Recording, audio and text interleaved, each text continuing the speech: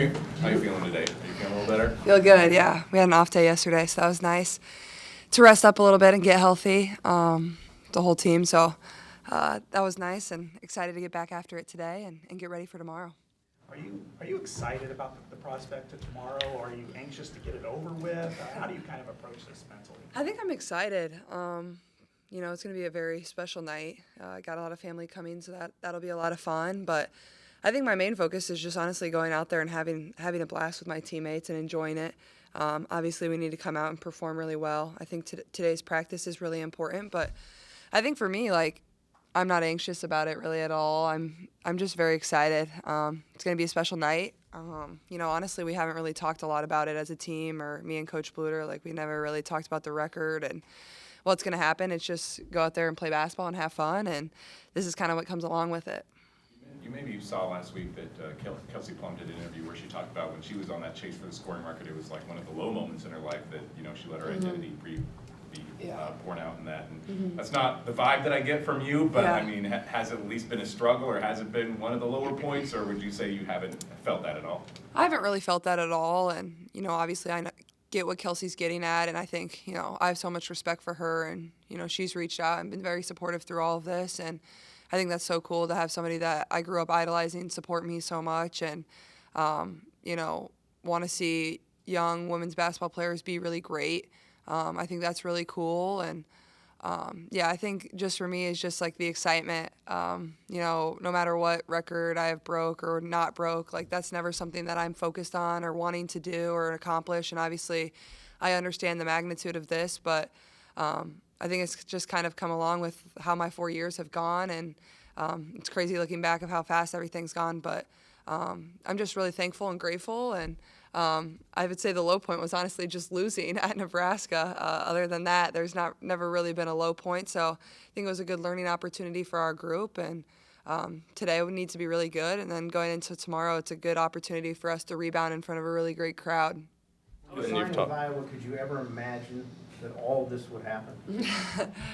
I'm somebody that has really big dreams, goals, and aspirations, but I think to put it on this level and this magnitude, that would be crazy for me to say. So I would say no, but obviously, I dreamed of doing really big things, playing in front of big crowds, going to the Final Four, maybe not quite on this level. I think that's really hard to dream, and obviously you can always exceed expectations, even your own, and I think that's been one of the coolest parts. What's it like being Caitlin Clark right now? I mean, you might be the most popular figure in the United States. What's that like?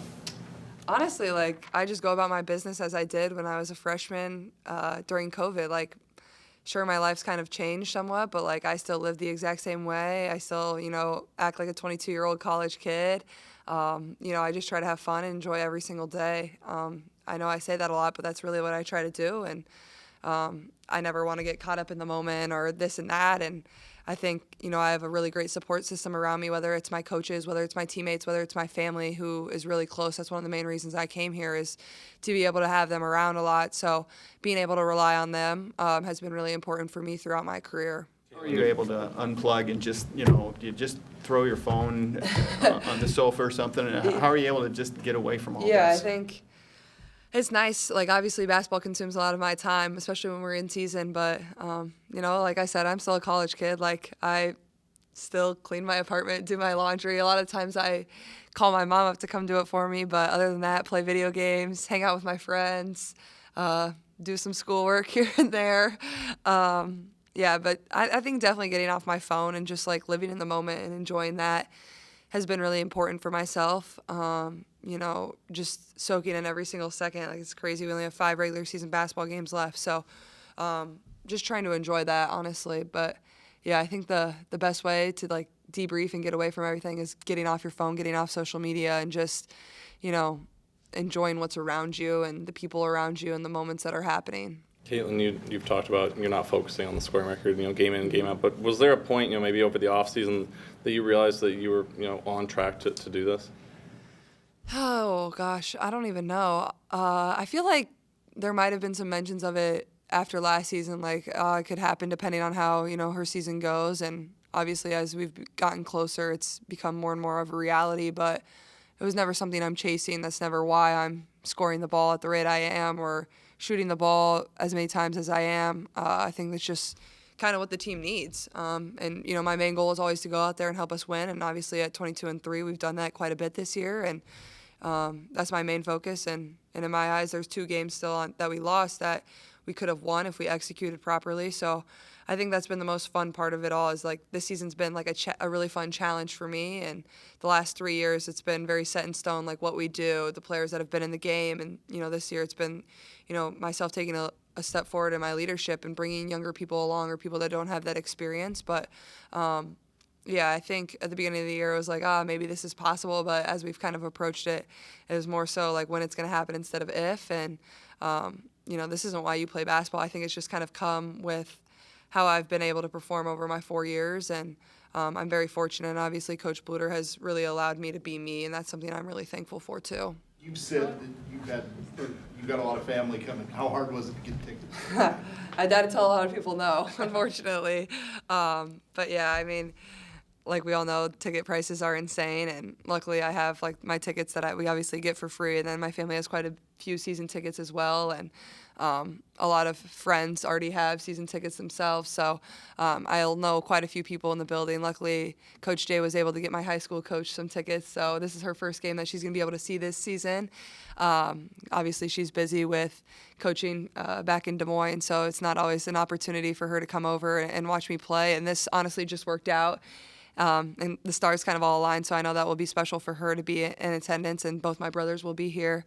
My younger brother must be skipping classes at college at Creighton, so I'm sure he appreciated the free pass. But no, I'm excited. It's always nice to be able to play in front of so many family and friends, and like I said, that's one of the reasons I came here, is to be surrounded by those people, because they mean so much to me, and they've always been, you know, kind of my foundation in everything that I've done. And yeah, I think it's very important and very special for myself. Honestly, do you ever take a peek at the video board and see how many points you've got?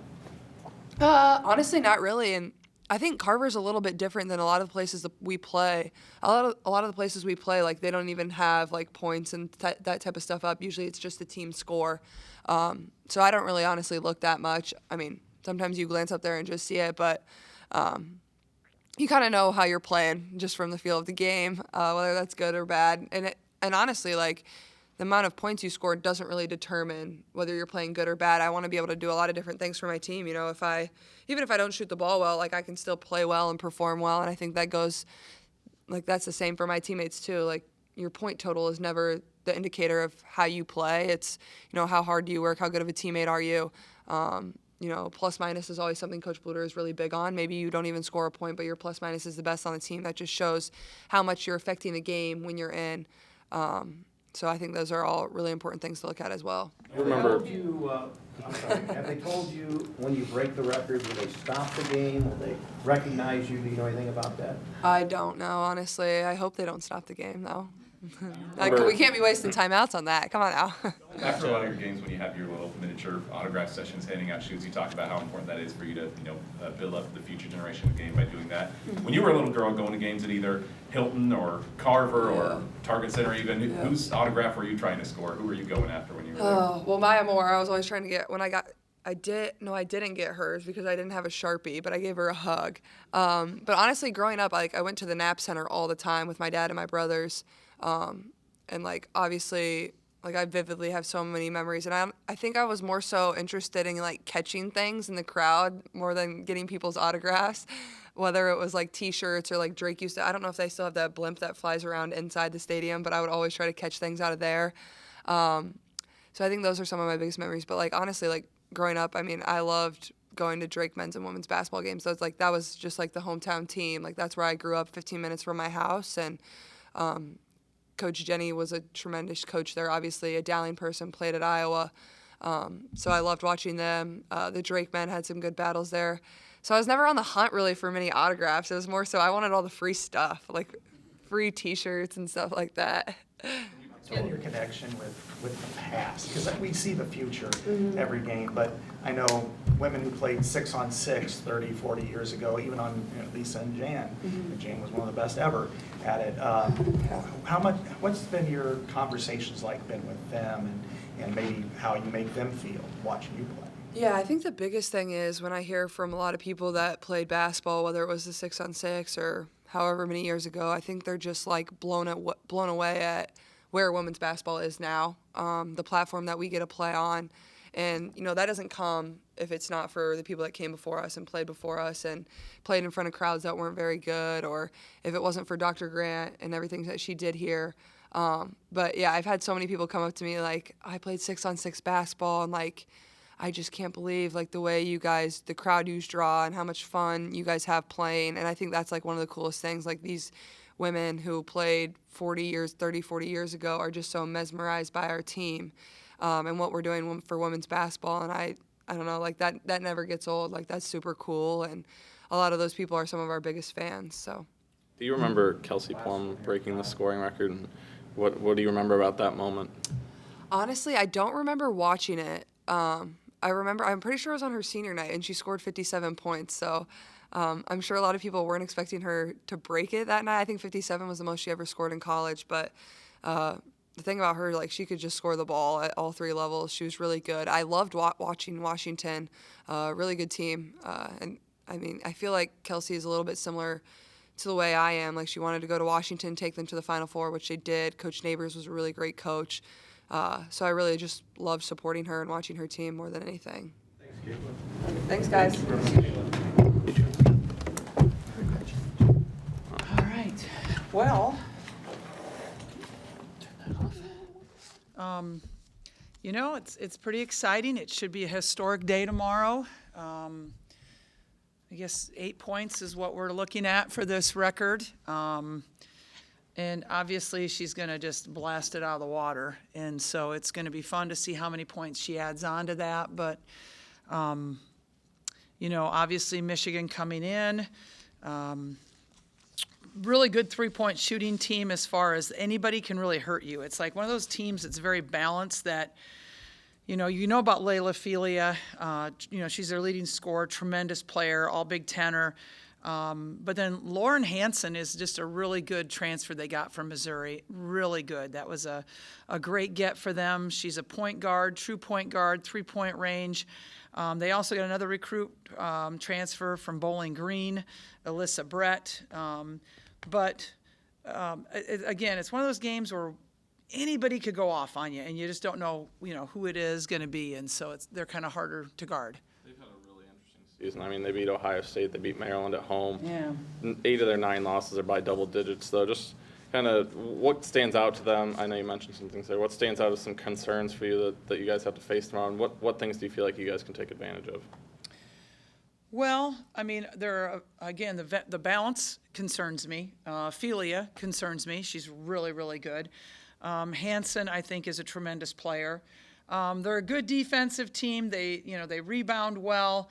I think those are the things that really concern me is those spot-up threes that they can, 4 people can really have the option of getting them. But I feel like our post game is good against them. I feel like we need to get out and run against them. Coach, when you signed Caitlin, did you have any idea that it would come to this or close to this? It'd be really easy for me to sit here and say, oh, yeah, I knew she was going to be this great of a player. But I think that's, you always have faith in your players that you recruit. You think they're going to do well. That's why you recruit them. But I don't think anybody could have ever predicted this type of success. At one point, did you realize that her level of fame and stardom was different? I mean, was it during the Final Four run last year? Was it this year where you're like, boy, this is different than even what we had with Megan a couple years ago? Yeah, I think it took off during the NCAA tournament last year, kind of wrapping up with the Indiana game here, going into the tournament, and then the NCAA tournament for sure. I think that's when her stardom really, really rose. You mentioned maybe for you as a coach and a team, is it difficult for her stardom to deal with that? I think it's something we have to always be concerned about. It's something we talk about because you're not going to hide it. But I think that players have done such a great job of not being jealous and understanding that what she does is good for our program and good for them. And so it's something that we work on, though, Scott. You mentioned maybe taking a timeout after it happens. Caitlin said that she doesn't want the game to stop afterwards. Do you have any kind of protocol or anything like that or plan? No protocol. I was thinking about taking a timeout, but I guess I'll talk to her about that first, because if she doesn't want it, I don't think I want to do it. Coach, you mentioned, you know, you wanted this to happen here if it could. How special is it that this historic moment for women's basketball is going to happen in this arena? Yeah, I think it's really important. I mean, here you have the Hawk fans who have been just so tremendous for us all year long. And I mean, this is history, so you want to have it on your home court if you can. How's Molly Davis doing, and how much did you miss her Sunday? I think we missed her all week. She didn't practice all week last week. Definitely missed her in the Nebraska game, but she's doing better. She practiced on Monday, and so that was really good to see. How much are you concerned or not concerned about the rest of them kind of watching Caitlin and just kind of counting in their heads what's going on? You don't want them to be spectators. You need them to be contributing. That's, I think, been the case with our team all year long, is that we can't have the Michael Jordan effect where everybody's standing around watching her. And I think we kind of expected that in the end of the Nebraska game, to be quite honest. And so, you know, we can't have that. You know, again, it's something that we talk about, and we need to make sure that that doesn't happen. Does it seem, Len, that like maybe Caitlin breaking this record is going to be better for the rest of the team as much as for Caitlin? Honestly, I don't know that that we've really talked about that record that much. I mean, it's like you guys are talking about it all the time, but we're really not talking about it. I don't know if we've talked about it one time in practice yet, or one time in a team meeting yet. Now today I plan on talking about it. That might be the first time. Do you remember Kelsey Plum breaking the scoring record? Just what do you remember about that moment, and did you think someone was going to be able to do it, you know, not too much longer later? Yeah, I remember when she broke it. I didn't like write down that moment or time or anything like that. I don't know any, you know, details about that moment. You know, at the time you think that's a pretty darn good record and that it's going to be really hard to beat it. But I think Caitlin's setting a whole new standard that's going to make it really hard for other people to beat. What do you plan on telling the team today about the record? You said you would talk to them about it. Yeah, I want to talk to them about, you know, the significance of it, and you know, that we want to celebrate this. This is really exciting for our university, our basketball program, that one of our players is going to do this. So I want to make sure that we do talk about it today. You've been your team, your program has been the standard bearer for the sport for almost a full calendar year now. And you know, going back to the game at Kinnick Stadium, sellouts everywhere you go, that can also bring pressure. It seems like you've handled it well. Do you feel like, is there a point where it might be too much for them? And would possibly a week off after this Thursday's game to the following Thursday be helpful at all, just to mentally kind of decompress for the team as a whole? Yeah, I do think everybody's looking forward to a weekend off, which we haven't had really since Christmas. And so I think everybody is excited about having that time away from the game a little bit, the practice a little bit, the mental preparation. You know, you asked if it was like, you know, just the pressure of the season. And I think what's made it more pressure is that every game we play in is like an NCAA tournament. I mean, every atmosphere is like that, the competition that we're facing, because everybody gets up for us. I mean, you could see Nebraska, like, they thought they won the national championship when they beat us, right? It was like that important to them. So we're facing everybody's best promotions, everybody's best shot every single night, and then you combine that with the atmospheres that we're facing, it does feel like an NCAA tournament, and that can be, it can be taxing on you physically, mentally, and emotionally. Is there a common denominator? You know, the Ohio State game, you lost a 12-point lead. I think it was 14 against Nebraska. You lost a big lead against Maryland. We're able to bounce back there. Is there something that you see in each of those games, and how concerning is that right now? Well, it's concerning to us, definitely. The difference, the last two, the Maryland game and the Nebraska game, they shifted up, changed their defenses, and we didn't respond to that very well. Ohio State did not do that. That was just a point of them just, you know, keep us were fouling and getting to the free throw line over and over and over again. But it wasn't a change of defense or anything like that. You mentioned is there any commonality in the comebacks that these teams have had? What gets them going? I feel like it's the foul line. I really do. But not so much the Nebraska game. The first two would be that, but not the Nebraska game. You mentioned the last two, Maryland and Nebraska, changed up defenses. When that happens in the game, do you guys have, offenses in place for that, all those defenses that you've seen? Is it just a matter of, not being ready for it? Just kind of curious to, what kind of happened in the Nebraska game. Do you guys have an offense in place to face that type of defense? Yeah. Going back to the illness a little bit, I mean, Molly's been sick, Caitlin's been sick a couple times this year. Is this something that you experience every season? Is this a norm, or has the illness hit this team a little bit harder this season? I feel like it's hit this team a little bit harder this season, and I think it's been our toughest one since the COVID year, really, as far as people being sick and being out, but maybe it's the pressure of the season. Who knows? Could be part of that too. Do you think your team's inability to adjust to that box and one had a lot to do with Molly's absence and just not having that second ball handler on the floor?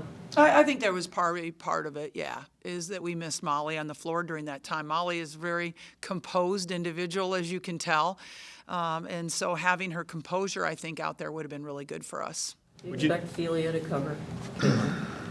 Yeah, we were trying to figure out who was going to cover, Caitlin, and there's a couple of choices, but she's one of them. Would you say Molly's also your second best shot creator?